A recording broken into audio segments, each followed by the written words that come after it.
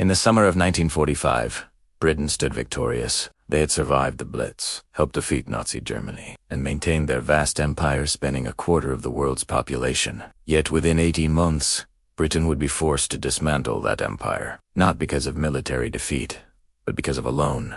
A single financial instrument, negotiated in a Washington hotel room, would accomplish what centuries of colonial resistance could not. The British Empire would effectively be purchased by the United States for $3.75 billion.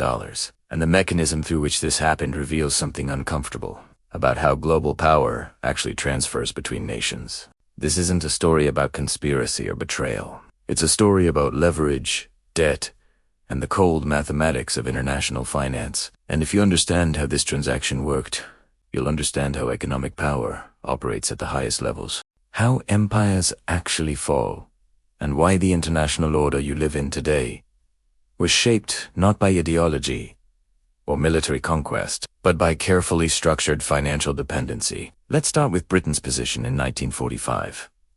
On the surface, they were a great power. They had the world's largest navy, colonies on every continent, and a seat at the table where the post-war order was being designed.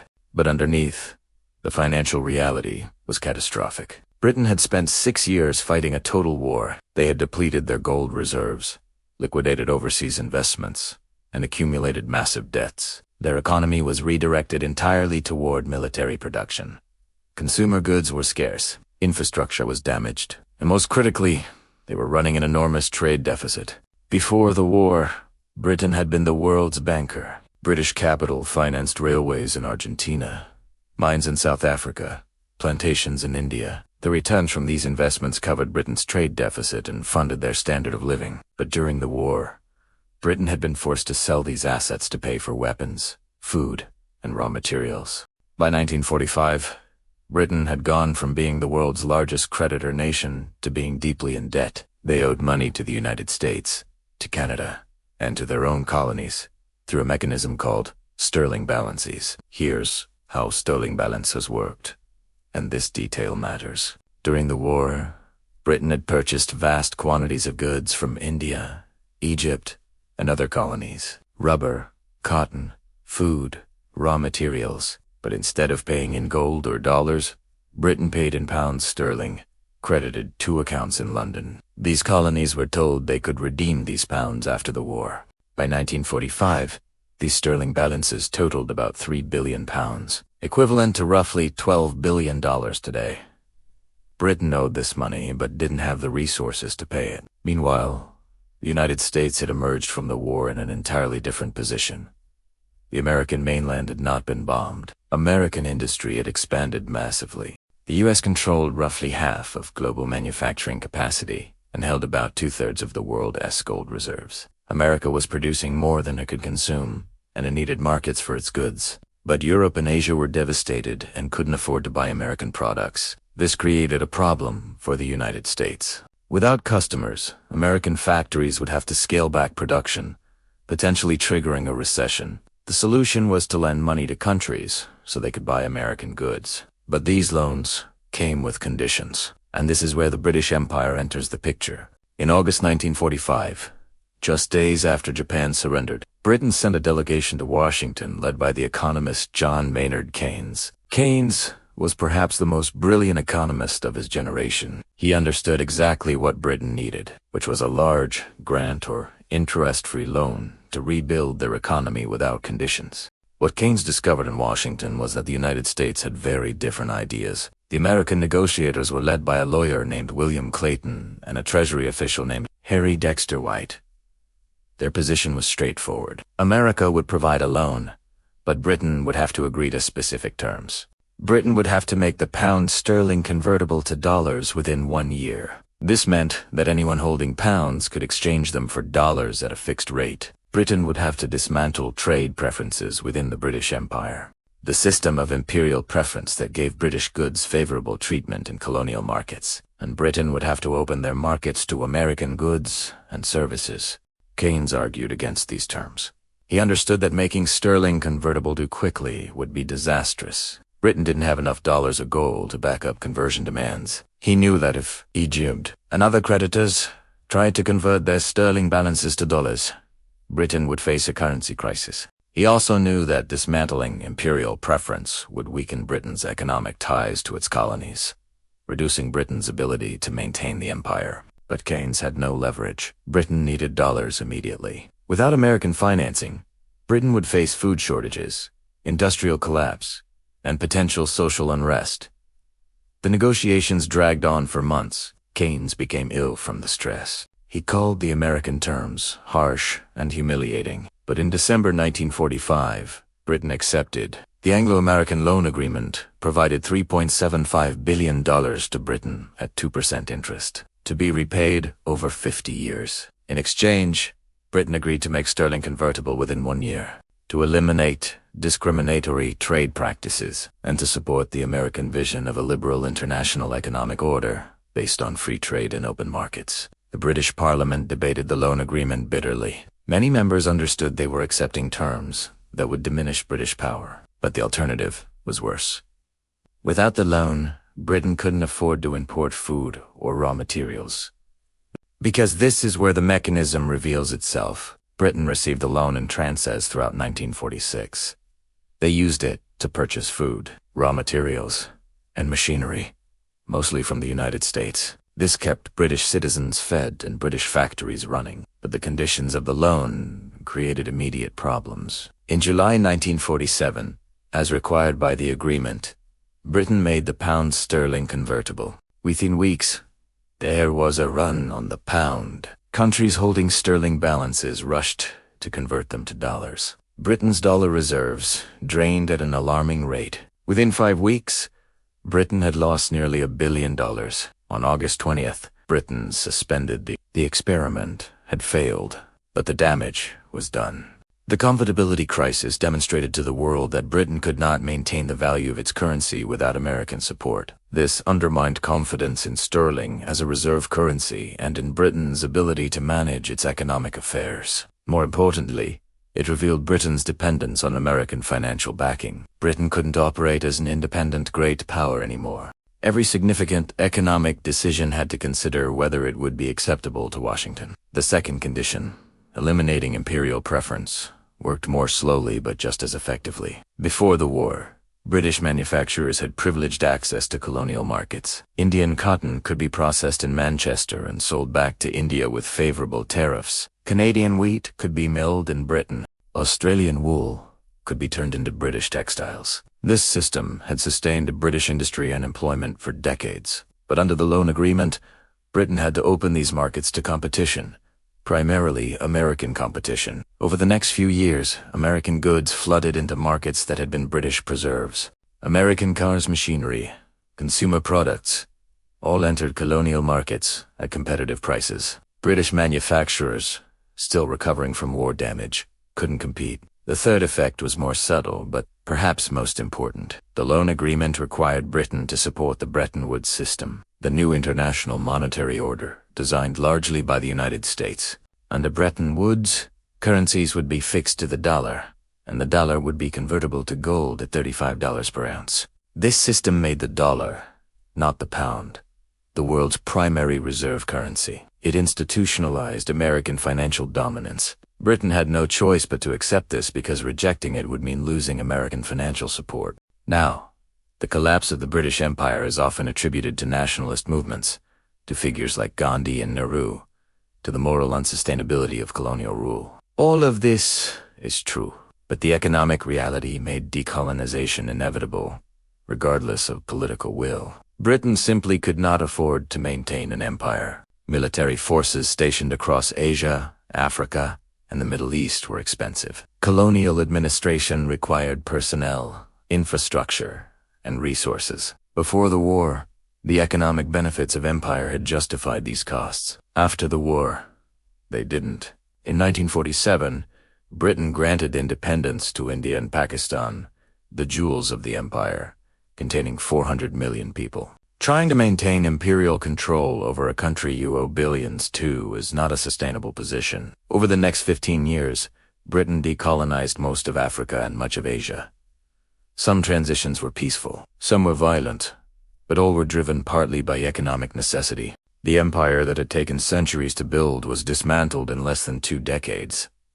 And throughout this process, the United States applied consistent pressure, not always overtly, but through the structure of financial dependency. When Britain and France attempted to assert old imperial power during the Suez Crisis of 1956, the United States crushed the effort not with military force but by threatening to withdraw financial support for the British pound. Britain backed down immediately. Let's talk about the American perspective, because understanding incentives matters. The United States didn't set out to destroy the British Empire out of malice. American policymakers were operating according to a specific logic. They believed that closed imperial trading blocs had contributed to the Great Depression and to the war. They believed that a liberal international order, with open markets and free trade, would create prosperity and prevent future conflicts. They also believed, correctly, that this system would benefit the United States, which had the most competitive economy and the most capital to invest. There was also a strategic dimension. The United States was beginning to see the Soviet Union as a rival. American policymakers wanted Western Europe to be stable, prosperous, and aligned with the United States. A Britain bankrupted by trying to maintain an empire might turn socialist or become unstable. A Britain that accepted American financial help and integrated into an American-led economic system would be a reliable ally. The loan agreement was part of a broader strategy to shape the post-war order in America's interests. From Britain's perspective, the men who negotiated and accepted the loan were not fools or traitors. They understood what they were doing. Clement Attlee, the Prime Minister, and Stafford Cripps, who later became Chancellor of the Exchequer, knew that accepting the loan meant accepting American influence. But they also believed they had no alternative. Britain needed immediate resources. The loan provided them. The hope was that Britain could use those resources to rebuild, that they could manage the transition to convertibility, and that they could maintain enough economic strength to remain a major power. That hope proved unrealistic, but it wasn't obviously unrealistic at the time. There's a broader pattern here that appears repeatedly in history. When one great power declines and another rises, the transfer rarely happens through direct military conquest. It happens through financial mechanisms that create dependency. The declining power needs resources. The rising power provides them, but with conditions that gradually transfer decision-making authority. Over time, the declining power finds that it cannot make major decisions without considering the preferences of its creditor. Formal sovereignty remains, but practical independence erodes. This is what happened to Britain. In 1945, Britain was still formally a great power with an empire. By 1960, Britain was a medium-sized European country, dependent on American military protection, operating within an economic system designed in Washington. The transition happened not because Britain lost a war to America, but because Britain needed money and America had it. Now, let's be precise about what $3.75 billion actually bought. It didn't buy direct control. The United States didn't govern British colonies or dictate British domestic policy.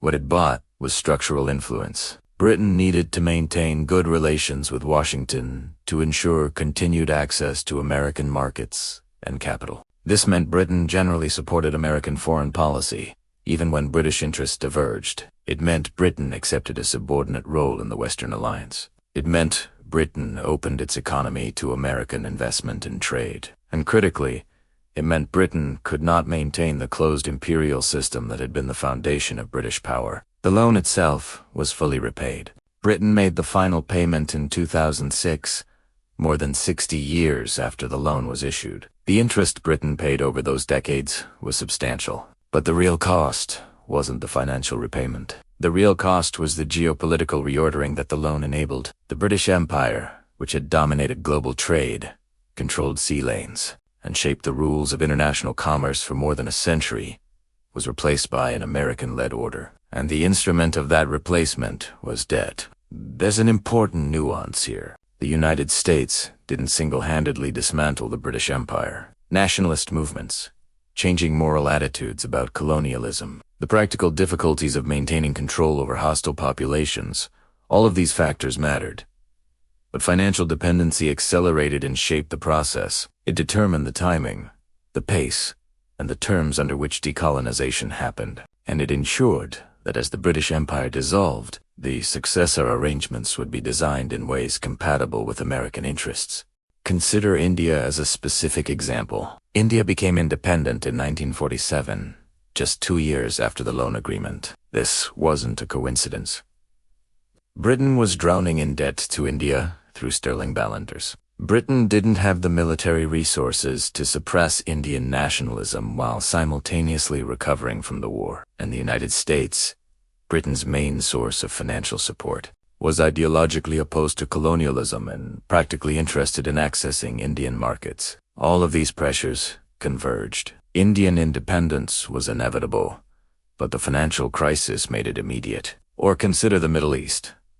Britain had controlled much of the region through mandates and protectorates. After the war, Britain tried to maintain this influence, particularly around the Suez Canal and in oil-producing regions. But maintaining a military presence was expensive, and Britain's financial position was weak. When nationalist movements challenged British control, Britain often lacked the resources to respond effectively. The United States stepped into this vacuum, establishing its own relationships with Middle Eastern governments and oil companies. By the 1960s, American influence had largely replaced British influence in the region. The transition was enabled by Britain's financial weakness. There's a question worth asking. Could Britain have refused the loan? What would have happened if Britain had rejected the American terms and tried to manage without the loan? The answer is that Britain's situation would have been significantly worse in the short term. Food imports would have been cut. Industrial production would have declined further. Unemployment would have risen. The new Labour government's plans for a welfare state would have been impossible. Britain might have faced social unrest or political instability. But in the long term, Britain might have been forced to make more radical adjustments. To prioritize self-sufficiency, to maintain imperial trade preferences more aggressively, to pursue a different path. Whether that path would have been better or worse is unknowable. What is knowable is that Britain's leadership, facing immediate crisis, chose the American loan, and that choice had consequences that lasted 4 generations. It's worth noting that Britain wasn't the only country in this position. France, the Netherlands, Belgium, all the European colonial powers faced similar pressures after the war. They all received American aid through various programs, most famously the Marshall Plan. The United States was pursuing a systematic policy of reshaping the global economic order according to American preferences. Britain was simply the most important case, because Britain had the largest empire and because the pound sterling had been the world's dominant reserve currency. The broader lesson is about how power operates in the modern world. Military force matters, but economic leverage often matters more. A country that controls access to capital, to markets, to essential goods, can shape the behavior of other countries without firing a shot. The United States understood this in 1945. American policymakers designed a system where other countries would need American dollars, would need access to American markets, and would therefore need to maintain good relations with Washington. The loan to Britain was one element of this larger strategy. Today, we live in the world that emerged from these decisions. The international monetary system is based on the dollar. Global trade is largely denominated in dollars. The major international institutions, the International Monetary Fund, the World Bank, were designed with American leadership in mind. This system has produced unprecedented prosperity and economic growth. It has also concentrated power in ways that raise difficult questions about sovereignty, about fairness, about whether smaller or poorer countries have genuine independence when they depend on dollar-denominated debt and access to dollar-based financial systems. Britain's experience shows that even a great power, a country that had been the world's dominant economy for more than a century, can find its independence constrained by financial dependency. Britain chose to accept the loan because the alternative seemed worse at the time. But that choice locked Britain into a subordinate position within an American-led order. Whether this was a good or bad outcome depends on your perspective. For ordinary British citizens, American aid helped prevent starvation and economic collapse in the immediate post-war years. The Marshall Plan, which followed the British loan, helped rebuild Western Europe and created conditions for decades of prosperity. On the other hand, Britain lost its empire, lost its status as a great power, and became dependent on American goodwill for its security and economic stability. For the colonies, the end of the British Empire meant independence, at least formally. But independence came with its own complications. Many former colonies found themselves economically dependent on their former colonizers, or on the United States. The structures of international trade often perpetuated inequality. The borders drawn by colonial powers created states with ethnic and religious divisions that led to conflict. The legacy of colonialism didn't end simply because the British flag was lowered, but formal independence didn't matter. It gave colonized peoples agency over their own affairs, however constrained that agency might have been by economic realities. For the United States, the strategy was enormously successful. By 1960, the United States was the unquestioned leader of the Western world. American companies dominated global markets. The dollar was the world's reserve currency. American military bases encircled the globe. This dominance was built not primarily through conquest, but through the careful construction of a system where other countries needed the United States more than the United States needed them. The loan to Britain was a small investment, $3.75 billion, that helped purchase something far more valuable, the architecture of global power. Understanding this history doesn't tell you what will happen next. Economic power shifts over time. The system built in 1945 has been modified repeatedly. Other countries have risen in economic importance. But the basic mechanism, how financial dependency can be converted into political influence, how debt can reshape international relationships, how seemingly technical agreements about loans and exchange rates can have profound geopolitical consequences. These patterns persist.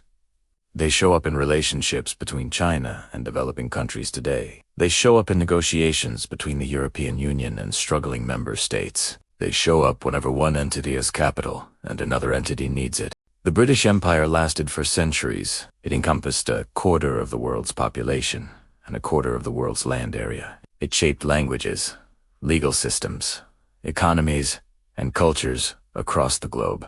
And it was effectively dismantled within 2 decades of accepting a loan that seemed, at the time, like a practical necessity. The loan didn't cause the end of the empire by itself, but it accelerated the process and determined how that process would unfold. $3.75 billion bought leverage, and leverage, applied consistently over time, can move the world.